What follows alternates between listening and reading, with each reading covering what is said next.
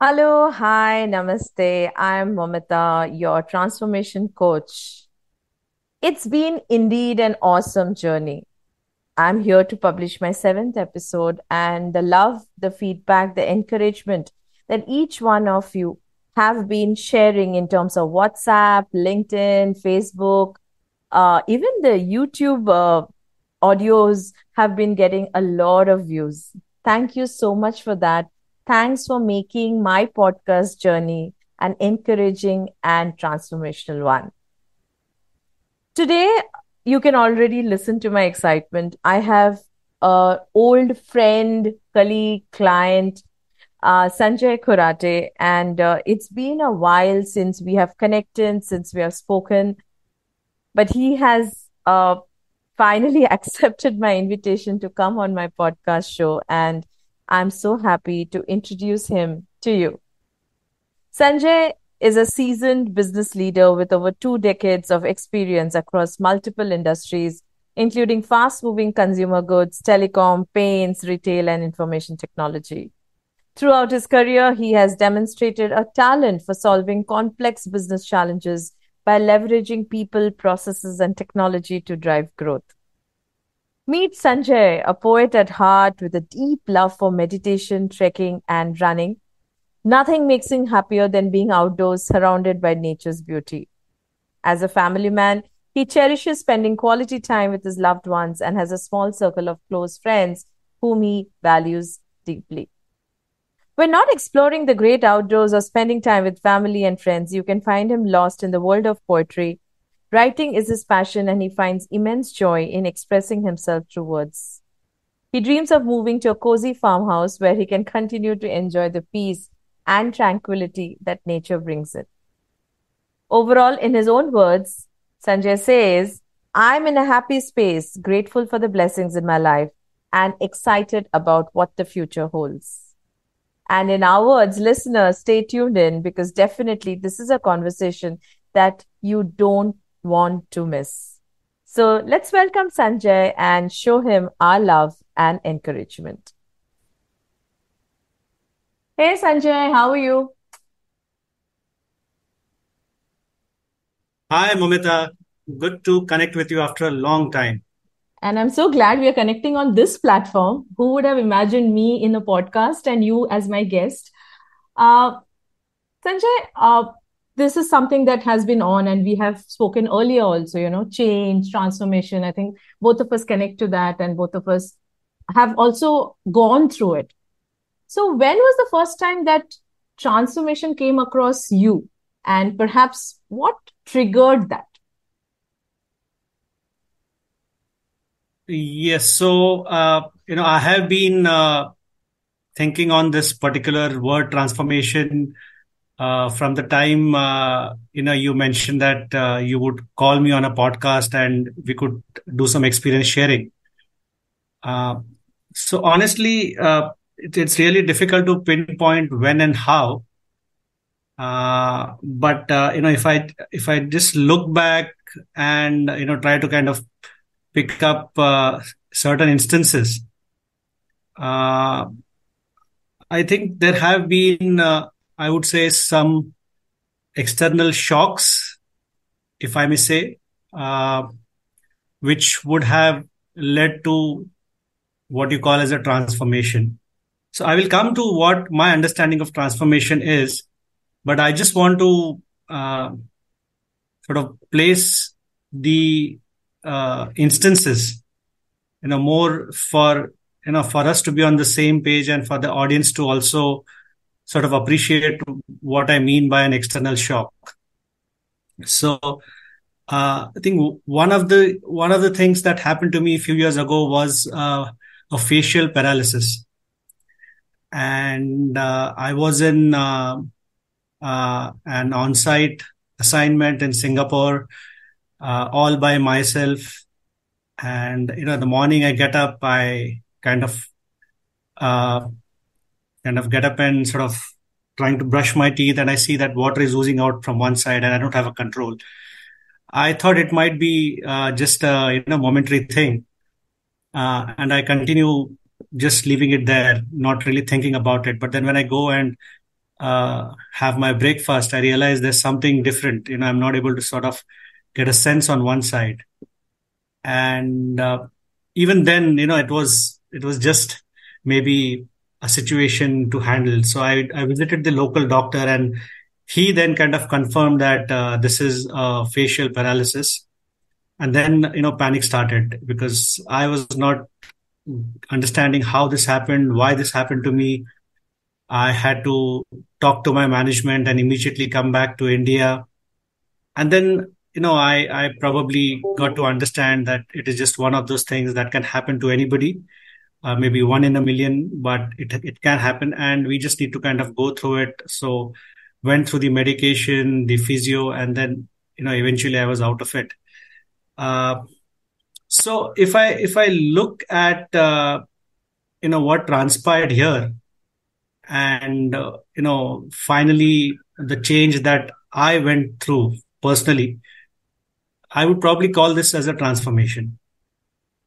Now, uh, the reason I'm saying this is, and I'm just kind of blocking it into probably a staged process, if I may say. So there are external circumstances not in your control, and possibly, as I said, more like a shock than just a way of thing. And you're not anticipating it; it's thrown onto you, and there's a phase you get into which I would say is a loss of control. Ambiguous state, uh, and questioning zone. You start thinking, why me? What's happening? What needs to be done? So on and so forth. And for each one of us, we don't know for how long we are into that particular phase, but that phase does exist. And then eventually you get into what I call as an inward search.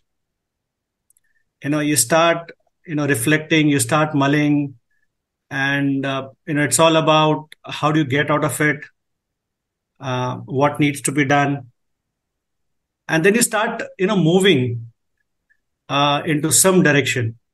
It's again, it's not like there's a goal or an objective there. It's just a direction. And I think the key thing there is to just hold on, like just be patient, just be persistent, just keep doing things what you're doing. So I call it more like a hang on phase. Just be there, just stick on to whatever you're doing, and not expecting immediate results or not expecting anything to happen miraculously. And over a period of time, you would probably see a transformation, see a change. What I call is a more sustainable outcome, uh, and which possibly is completely different than what you started with.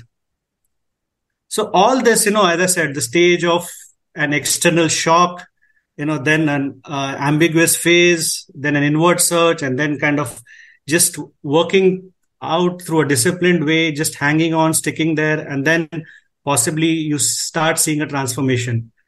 Now, it's really difficult to put a timestamp on this, saying that, yeah, this will go for a month, this might go for 3 months, this might happen for 5 days. It just depends from person to person. But the key thing here, what I understand is uh, how long can you persist or how long can you sustain? And that is possibly in your control. And that is possibly something that will help you to transform. So, in this particular instance, on the facial paralysis, I went through this entire phase, and when I was out of it, obviously I realized that possibly the facial muscles are not as strong as they were naturally.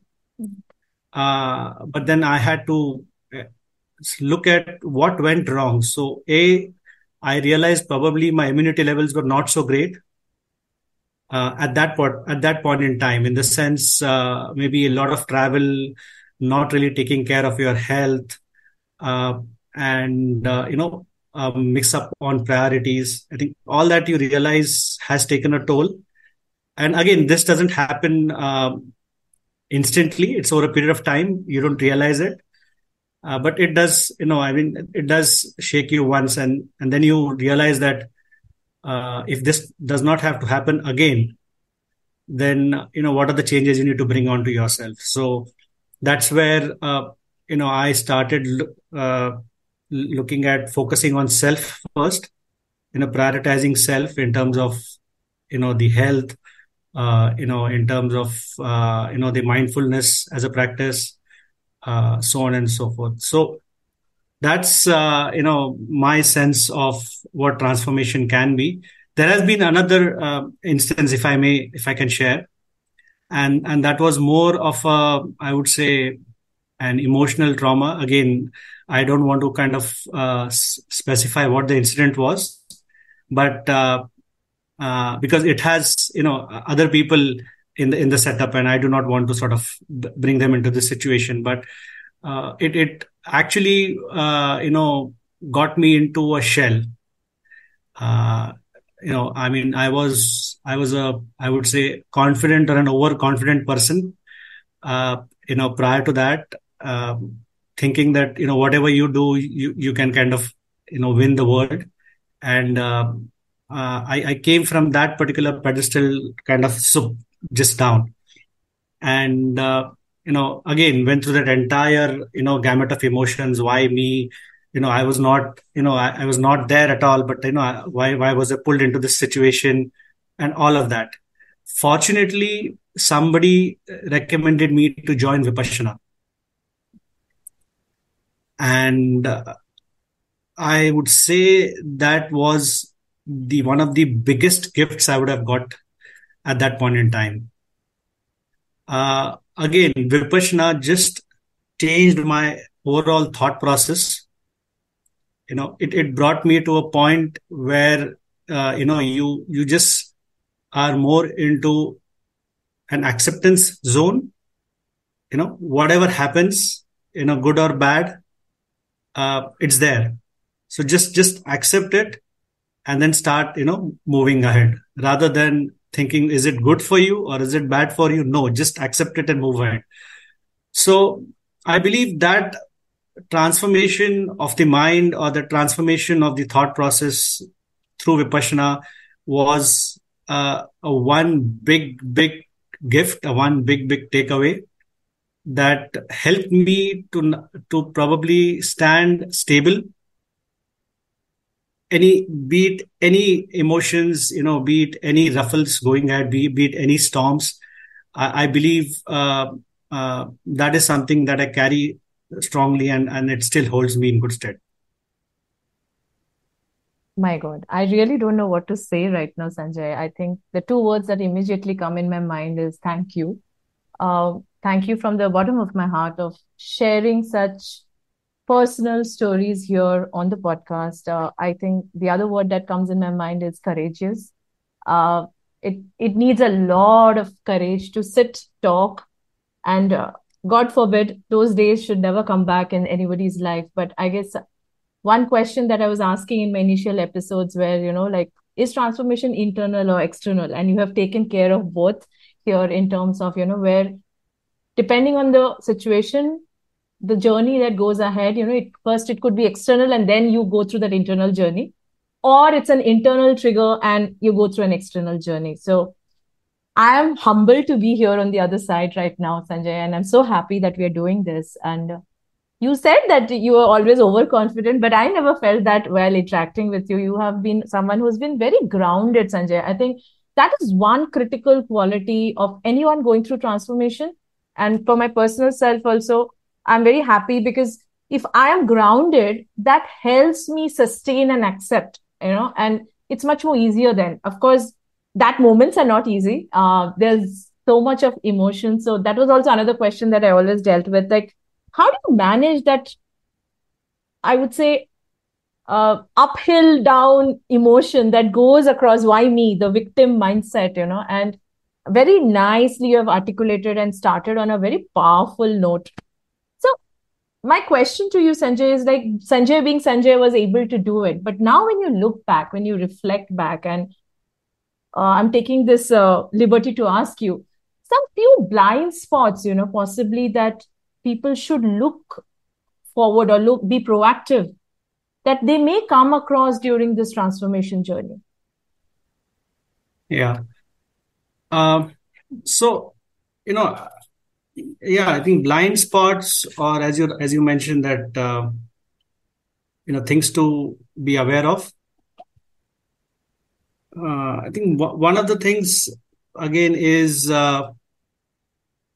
understanding that there is no specific time in terms of these changes that I talked about.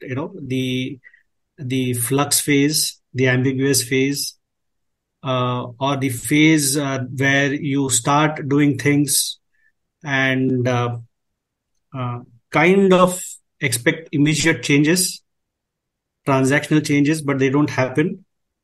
So, the way I would put it is, it's like walking in the fog.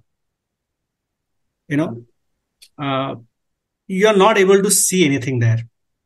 It depends on how deep the fog is, but if you're not able to see through your naked eye, then I think the point is to go inward, and which means that you need to start trusting yourself, trusting your instincts, you know and you need to be more aware, be more mindful. So the more you start looking inwards, the more you start, sort of being more mindful. I believe there is a higher order, which will start taking care of you. So rather than getting ruffled, or questioning, or rather than kind of getting distractions, like maybe let me try to do this, or just getting into any kind of vices. People tend to get into vices because that's the easiest route. uh, if you are just kind of able to, as I said, just be there. You don't have to run into a fog. You just have to just hold on, and that fogs don't last for long. Storms don't last for long. If you are on a flight and there is a turbulence, that the turbulence has to go sometime. So the important thing is just to kind of stay there, just hang on there. And as long as you're able to do that, uh, trust me, as I said, the kainat, the higher order will ensure that it pulls you out. So I wouldn't say it's a blind spot, but the point is, rather than running around, getting distracted, if you just be there, start looking internally, it'll help. And other thing I wanted to mention here is, when you are, probably at the rock bottom, and you're climbing up. The point is one step at a time. So just keep moving. Don't look at when the summit is going to happen, or why am I not reaching it there. So the point is, just follow the process. Now that you have trusted on a process, and believe that this will help you to get out of the pit, or wherever you are, keep following it. And you will be out of the fog, you will be out of that particular zone, and you will see a transformation. But there is that phase of persistence, endurance. So I would say these are the blind spots. The distractions, the quick fixes, let's do it quickly, or probably looking at somewhere outside and saying that this has worked for somebody, let me try to do it. No, everybody has his or her own journey. And the more you are with yourself in that journey, the faster you would get into a transformation. Does that make sense? Definitely. And you have used my magic words. I always use these words, and even in my programs and coaching sessions. Can you just be? You don't have to do anything. Just hang on and be there, experience that moment, experience whatever is happening. Let it be. Let's just feel. So that's one. And I think very important point, Sanjay, is perseverance and stay focused. It's not a goal. Transformation is not a goal. Transformation is not a target that you need to. It'll happen when it has to happen. It's just that, and you have used these words twice, hang on, like I can already see, holding on to some anchor and hanging on to it. So that's very, very powerful, Sanjay. So while we're deep diving, and I have been talking to a lot of professionals around change, around transformation. What is your belief around transformation? Uh, so when you say, uh, you know, belief, uh, I would probably try to sort of put it under some layers, if I may. So one is, I think you use the word change, and then you use the word transformation. Uh, so change to me is comes with a plan. In the sense you first will put an outcome on a dashboard. You would say that here is where I want to reach, or here is what I want to do, or here is what I want to sort of intend to sort of move with, and then you start putting those steps to get to that particular outcome or to get to the particular goal. So change always comes with a plan, and change always comes with an outcome in mind. uh, as I said, transformation doesn't come with an outcome in mind. It's not a transformation, then it's a change. So transformation has to be triggered, and that fire can happen, as I said, either largely, I've seen largely externally, but it can also happen internally. Now, how I'm saying that is, and again, these are based on my observations, or based on my experience. See, over a period of time, we possibly tend to understand or realize what are the triggers that drive us.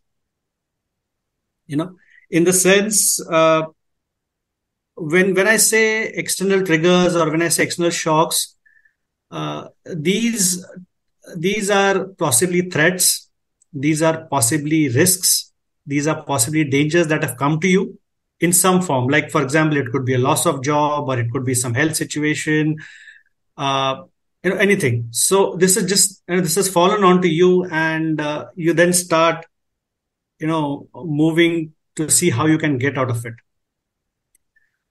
If you have to possibly build a transformation, and again, I'm using a very hypothetical situation here, and what I say is, we all understand that whatever we talk today as reality is a perception. It's our perception of the world. Okay. Now, if I have to sort of take that forward and use it in this particular case, I'm saying, can we build a visual which is scary, which is a lot of fear, and which sounds dangerous to us, and keep on reinforcing that particular scare or that particular visual on and on, in our mind.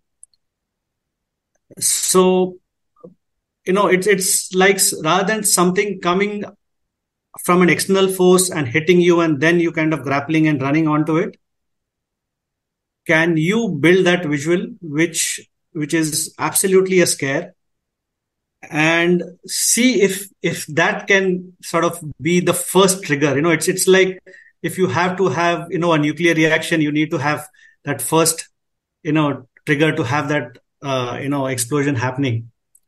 So you could decide what that trigger is, and that could be the starting point, and eventually you could go into that entire zone, and come out of it in a transformed state.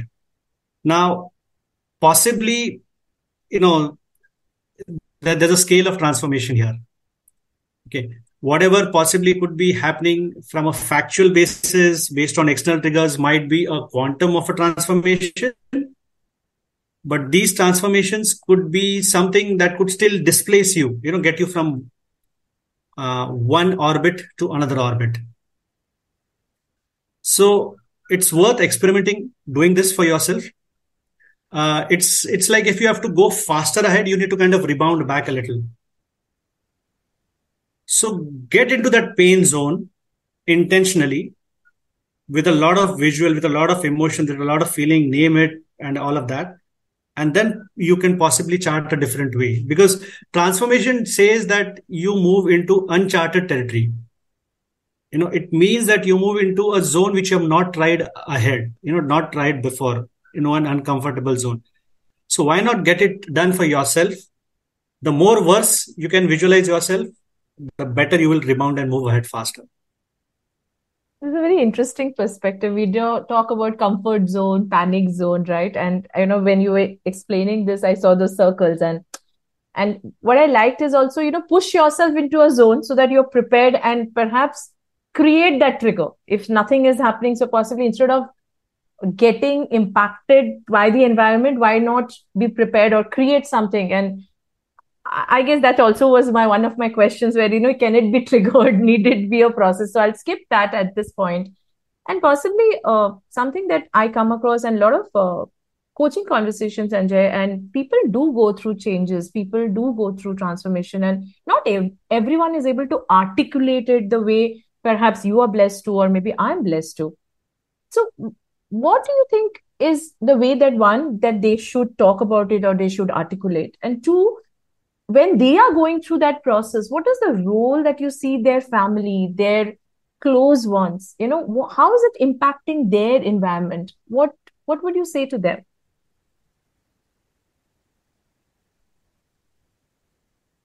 So let me understand, your question. So A, you are stating that when one goes through this particular situation or a phase, how should one handle oneself? Yeah, what? And Yes, yes. Handle and also and talk about it and articulate, perhaps, which they are most of the yeah, time not able to. Yeah, handling, of course, they do because they are already in the ocean, so they fight it out. But in terms of talking about it, being aware about it, or articulate to someone, that is the first part. Yes. yeah. And the second one you said is, the environment of the people. Yes, in terms of how they can build on it. So, for instance, if I am going through a transformation, obviously it will have an impact on my immediate family, my friends, even my work organization. So, how do I manage that bit also? So okay. So again, I think, Mamita, this will differ from person to person. Yeah. In terms of how does one want to address this particular phase, whether somebody wants to really vocalize it, garner support, or explain the situation and sort of, take some resources, take some help, or find solace in terms of their own way of doing things. So I mean, for example, if you ask me, I personally, I believe if I go on a long trek, if I am just by myself meditating, or if I sort of just listen to some soulful music, that's my zone of finding my answers. And with experience, my family and friends have got to understand that there's something happening with Sanjay. Just leave him alone. Uh, Whereas I've seen a lot of people who want to vocalize it, who want to sort of state it, and that helps them to probably crystallize the the problem better, or it might work as a sounding board, and the more you talk about it, the more you sort of mull about it, the more you reflect on it, and it becomes much more sharper for you in terms of how to address it. You might also get some pointers from others in terms of how to kind of resolve it. So to each one it will differ, in terms of how one wants to sort of get get out of the woods, if I may say.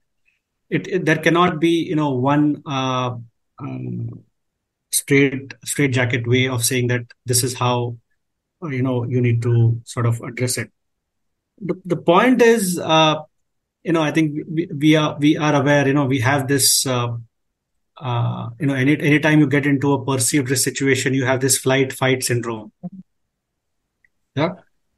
And I think that is a situation where the remote control of your mind is not with you.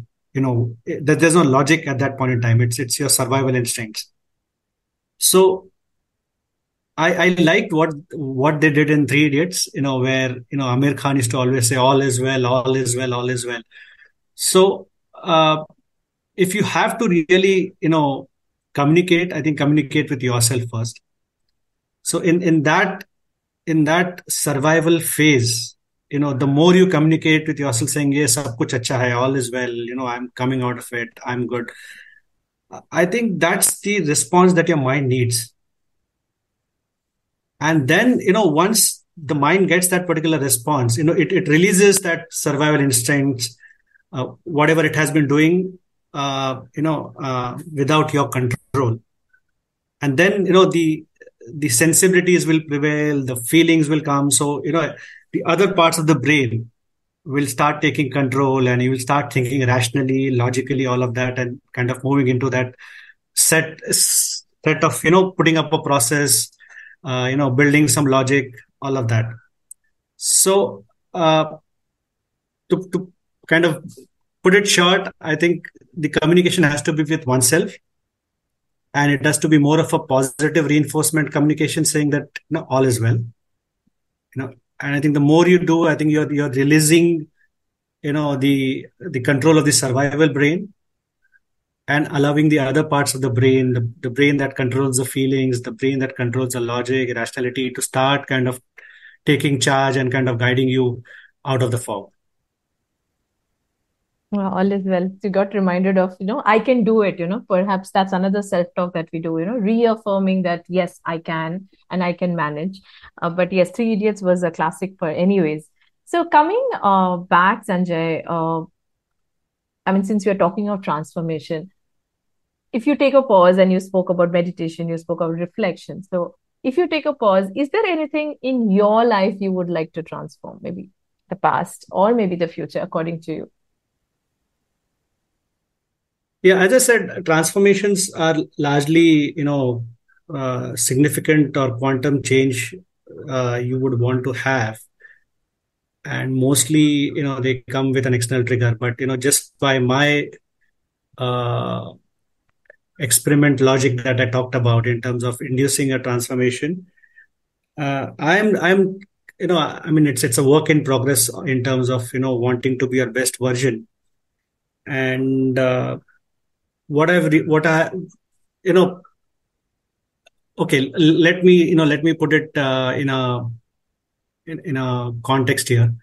So if you look at the way we grow, from being a child to probably getting into a profession, and then getting into some experience level, calling ourselves experts, and probably moving into a mastery, and so on and so forth.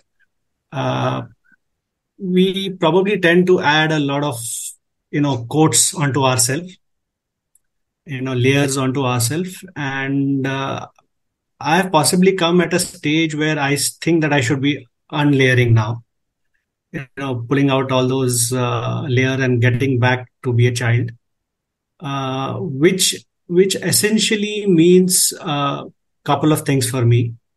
Uh, how can I simplify things, for myself, for others. A lot of times we tend to make things complex.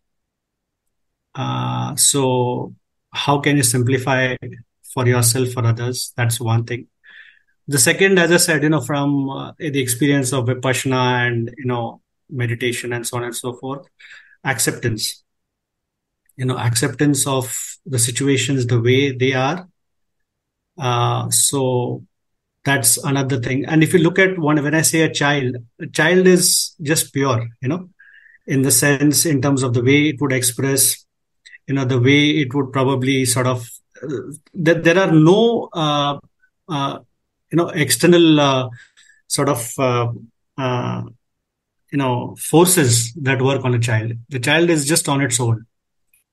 And if you look at this journey from child to expert to mastery to being back to child, I think what we're trying to say here is just get back to purity. Just kind of get back to the way Mother Earth had kind of got you here. So it means just accepting the way you are, accepting the situation. It means being mindful of the situation. It also talks about, gratitude, being thankful for what you are. And it also, to me, means what you can give back. So just not about being thankful, but also looking at, what all, you have been blessed with certain gifts. How can you use those gifts for others now? So that's the phase or process I'm in, Mamita, right now. You call it transformation, you call it, change. And as I said, it's a work in progress. And I keep reminding myself that I need to kind of move there. So that's the transformation that I'm looking at it. I mean, as I said, it'll never be a perfect 10 on 10 to get back to what nature gave you as being a child. But the closer I am there, I'll be in happy space. My best wishes for you, Sanjay, and I'm sure it's an amazing process, an amazing path you have undertaken for yourself. We talk of facades, right? And you're talking of unlayering. So I think the way we grow, and it's not very easy. I think the happy state that you are is you're already aware and you have started work, and I think that's awesome revelation and at this point. So I mean, I would love to keep continuing this conversation and listening to you. But any quick one piece of advice or wisdom that you think you want to share basis your experience that you want our listeners to definitely take away as a part of this conversation? No, I think what worked for me is what I can recommend. Just being mindful, and it's so very powerful. The moment you start being mindful, your awareness levels about everything goes to the next level. It could be about self, it could be about others, it could be about the environment. Attributes that we talk about, like listening, empathy, care, acceptance. I think all that kind of just flows in the moment you start being mindful about yourself, living in the present.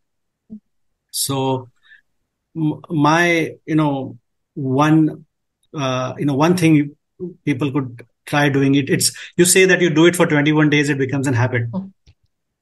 Yeah. So if somebody wants to try this, just try being mindful, for 21 days. It will definitely make a significant change.